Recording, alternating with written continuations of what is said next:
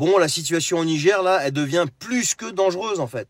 Ben oui, parce que l'ultimatum fixé par la CEDEAO, prend fin demain. C'était jusqu'au 6, c'était une semaine. En plus, là, les États-Unis viennent de décider de se retirer, probablement à cause d'un bis-bis qui est avec les Russes. Bon, les États-Unis et les Russes, on sait très bien qu'ils marchent ensemble.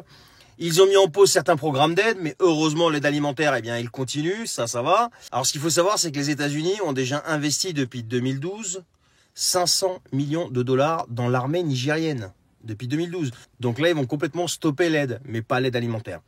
La CEDEAO, c'est-à-dire la Communauté économique des États de l'Afrique de l'Ouest, a donné une semaine aux putschistes pour remettre le président en place. Et demain, c'est le dernier jour.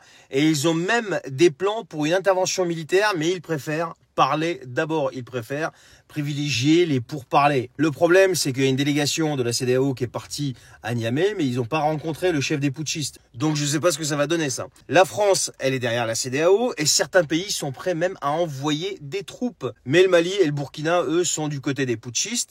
Et toute intervention militaire, ils l'ont dit, ça sera considéré comme une déclaration de guerre. Le Tchad, lui, a dit « j'envoie personne ». Et les putschistes, là-bas, ils ont prévenu que si jamais ça attaquait, ils allaient répliquer.